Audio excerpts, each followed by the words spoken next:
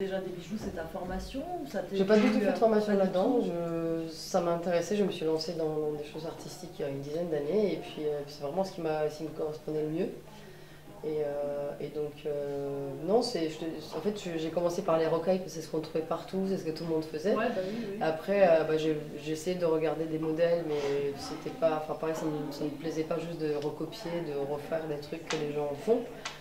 Et puis, j'ai trouvé Ta voix, quoi. voilà, ma voix, Ouais. et puis ça me plaît bien. Je m'éclate avec, après si un jour ça me plaît plus, bah j'arrêterai, mais tant que ça me plaît, que je m'éclate.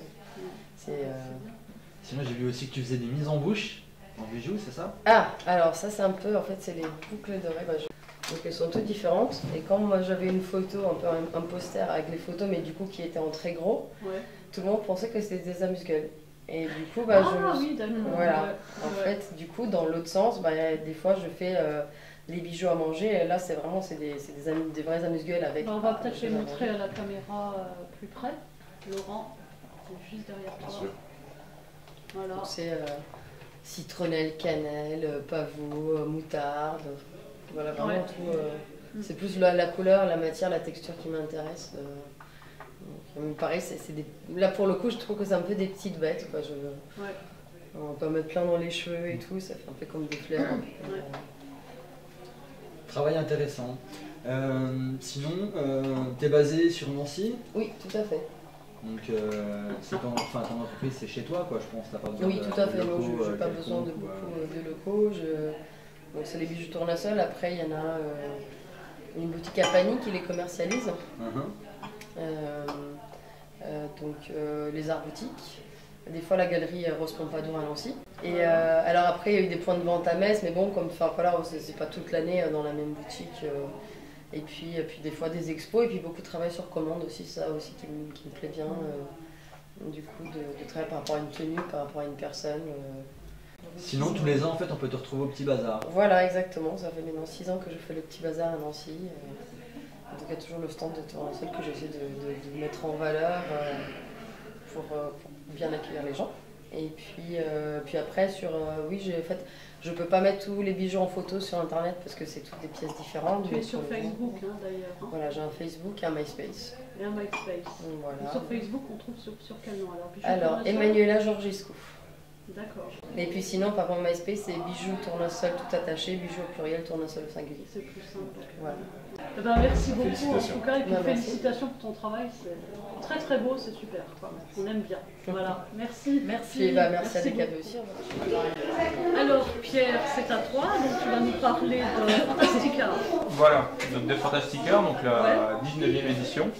Donc ça fait Déjà 19e édition. Ouais. Là, cette année, on n'a failli pas l'avoir parce qu'ils n'avaient pas les financements. Ah bon? À la fin d'année, ils se sont aperçus qu'il y avait un trou d'une centaine de milliers d'euros.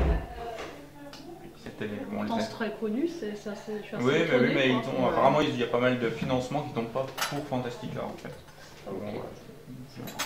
On ne saura jamais trop pourquoi. Les détails. On va pas rentrer dans les détails, mais on a failli pas le voir cette année. C'est quand même un des festivals, on va dire les plus importants en France, le Festival du film fantastique. Parce qu'au tout départ, il faut savoir que le fantastique, c'est les premières créations au cinéma, c'était du fantastique. Je veux dire, c'était Méliès. Donc c'était en 1898, 99 où il a commencé à faire du fantastique. Donc avant même qu'on fasse des films sociaux et des comédies avec Omar Sy et François Cluzet, on faisait déjà du fantastique. Voilà. Et donc voilà. Ça c'est fait. Oui, non, mais j'ai rien contre Intouchable. Et donc voilà, donc là vient le 19e festival de Gérard Armé. Donc on a la chance de pouvoir avoir en Lorraine, parce qu'ils l'ont piqué à Voriaz. Donc là, cette année, du coup, ils ont fait assez fort. Alors bon, le président du jury, c'est Enki Bilal. Je pense que on connaît. Et puis après, puis après, dans les membres du jury, un peu plus people, il y a Thomas Sisley, il y a Dominique Pinon. Il vient des.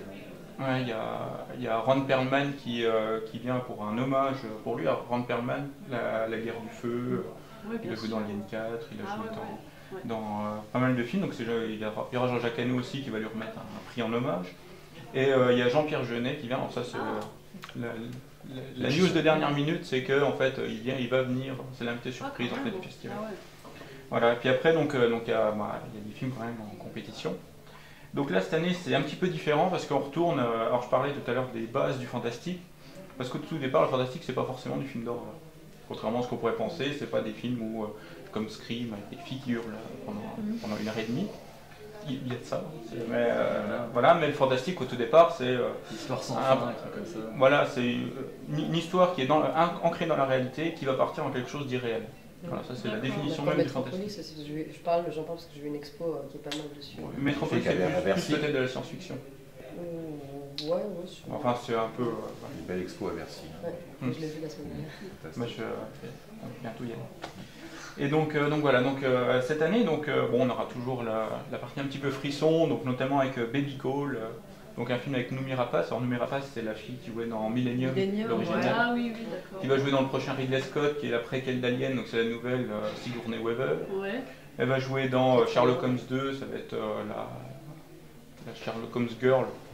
James Bond. Ah ouais. Donc là on la retrouve dans Baby Call où, bon, alors l'histoire classique, hein, la fille qui arrive dans une demeure avec son gamin, hop, elle lui met un baby call et puis on entend des bruits bizarres, c'est plein de choses. Voilà, il y a The Cat, donc c'est le seul film asiatique en compétition, alors qu'avant il y en avait à peu près la moitié. Là c'est le seul. Là c'est un film coréen et donc c'est Ring mais on remplace la cassette par un chat. Enfin, par des chats, il y a plusieurs chats différents. Donc voilà, bon, il ne se traîne pas une énorme réputation, mais bon, je pense qu'il peut être intéressant. Après, il y a Beast, qui est une sorte de variation de la mouche. Il y a plusieurs, et notamment voilà, la sortie principale, le préféré un peu de tout le monde, parce que c'est un peu la bête de festival. Ouais. C'est Eva. Alors Eva, donc je suppose que personne ne connaît. Non. Et il a gagné au Festival de Strasbourg. Et donc c'est plutôt un film sur l'imaginaire en fait. C'est l'histoire d'un homme qui a construit un humanoïde en fait.